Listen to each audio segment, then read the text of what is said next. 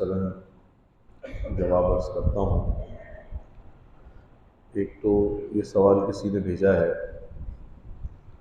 کیا شلوار ٹخنوں سے اوپر رکھنا ضروری ہے، اور کیا صرف نماز کی حالت میں ضروری ہے یا پھر عام حالات میں بھی ضروری ہے، اور کتنی اوپر رکھنا ضروری ہے؟ دیکھیے، سنت لباس کی سنتوں میں سے یہ سنت ہے کہ جب شلوار یا ازار یا تہبند پاجامہ پہنے تو اسے ٹخنوں سے نیچے نہ لٹکائے، نیچے نہ جانے دے، ٹخنوں سے اسے اوپر رکھے۔ اس کی وجہ یہ ہے کہ زمانہ جاہلیت میں جو لوگ لباس پہنتے تھے وہ قدرے لمبا لباس پہنتے تھے۔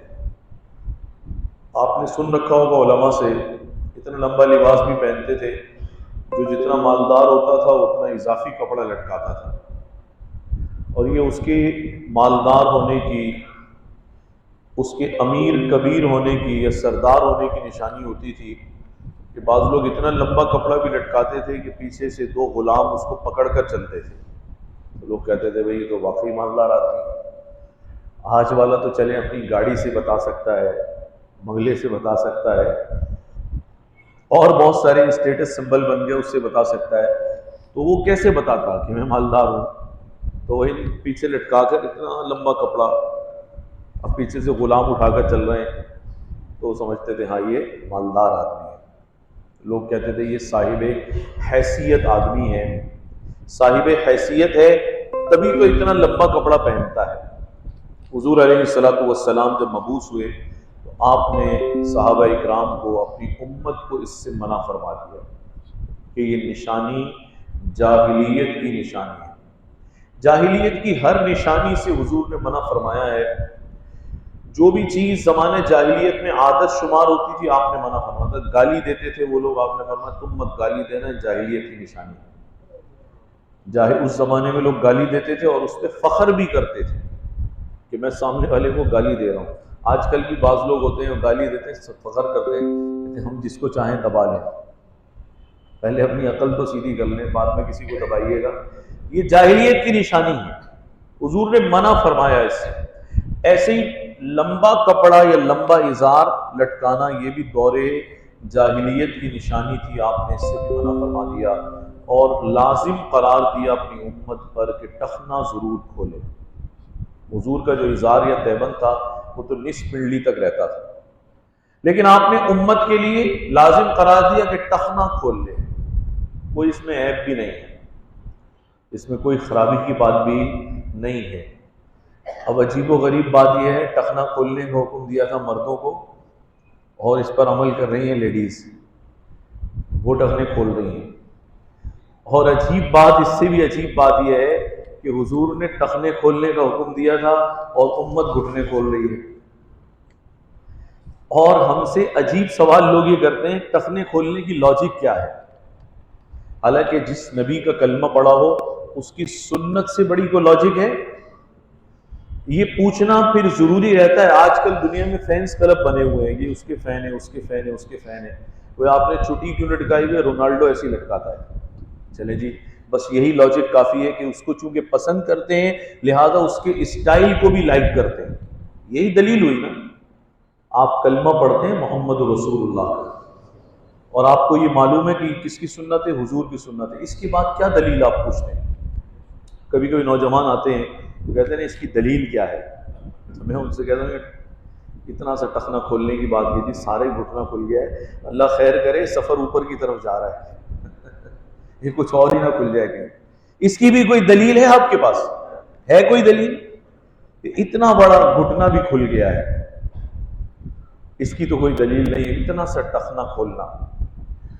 وہ ہمارے حضرت مولانا حکیم محمد مظہر صاحب دامت برکاتہ ایک مرتبہ سکھر تشریف لائے تو سنانے لگے، فرمانے لگے، میں ایک نوجوان تھا، اس کو کہتا ہے کہ ٹخنا کھولو، کہتے تھے حضرت یہ تو بہت برا لگتا ہے، ٹخنا کھولنا تو بہت برا لگتا ہے، انسان جوتے سے اوپر کوئی حصہ کھولے۔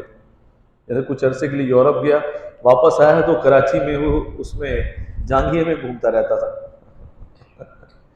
تو میں نے اس سے کہا کہ بھائی اب یہ برا نہیں لگتا، مرغوبیت کو ذہن سے نکالیں، نبی کی سنت سب سے فائق چیز کا نام، اس پر دلیل نہیں مانگی جاتی، یہ دلیل کافی ہے کہ میں ان کا چاہنے والا نہیں ہوں، صرف ان پر ایمان رکھنے والا ہوں، ان پر ایمان رکھنے والا ہوں۔ یہ تو ساری دلیلوں سے بڑی دلیل ہو گئی نا۔ اب اس کے بعد کیا سمجھانا پڑے گا کہ داڑھی اس لیے اس کی یہ دلیل ہے، اس کی یہ دلیل ہے، ٹخنے کھولنے کی یہ دلیل ہے۔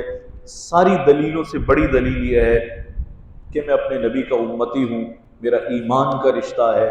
جب نبی کا عمل پتہ چل گیا تو اب اس کے بعد کسی اور بات کی ضرورت باقی نہیں رہتی۔ تو کم از کم حضور نصف پیڑھی تک کھولتے تھے، کم از کم ٹخنا کھول لے، بس اتنا کھول لینا کافی ہے۔ اور نماز کے وقت کھولنا ضروری نہیں ہے، بلکہ ہر حالت میں کھولنا چاہیے۔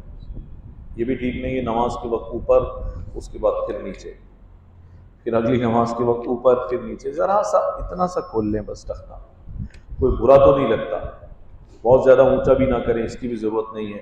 تو دونوں حالتوں میں، شب برات میں بھی، شب قدر میں بھی، یہ نماز اور غیر نماز دونوں حالتوں میں کھولنے کا حکم ہے۔ اور اس کی وعید کا پتہ چلتا ہے شب برات اور شب قدر سے۔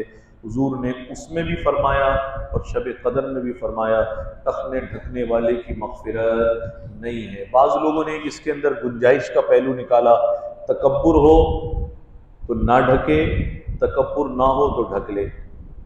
حضرت یہ بتائے گا کون کہ تکبر ہے ہمارے اندر؟ یہ نہیں، سمجھنا تو یہ چاہیے کہ ہمارے اندر خرابیاں ہیں۔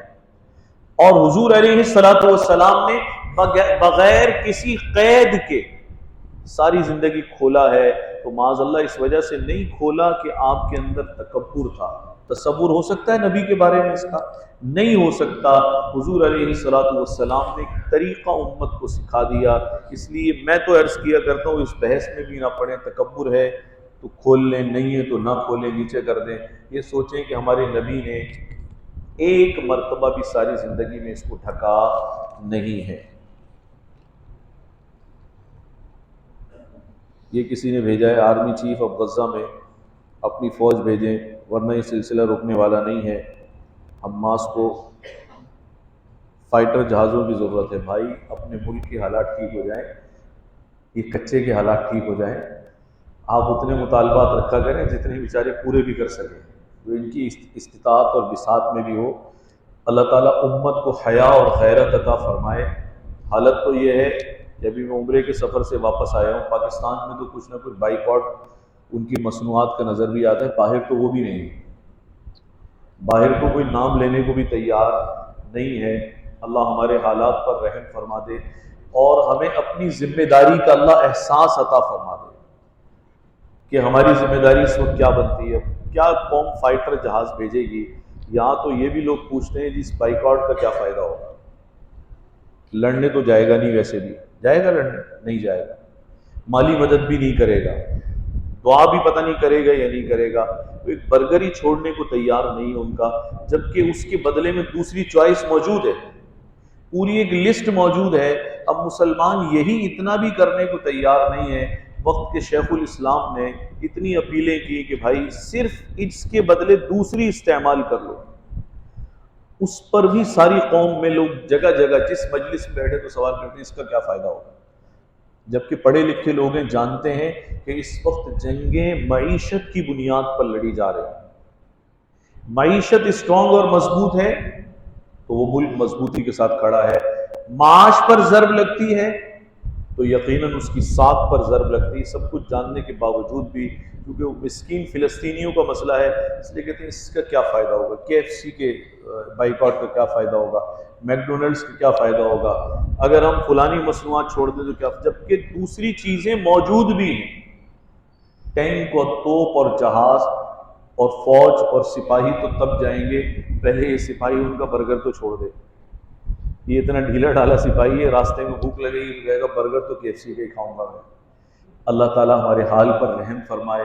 حالت تو ہمارے تصور سے زیادہ ان کی کمزور نہیں ہے، وہ تو بیچارے بے سر و سامانی کے عالم میں لڑ رہے ہیں، حالت ہماری بڑی خراب ہے۔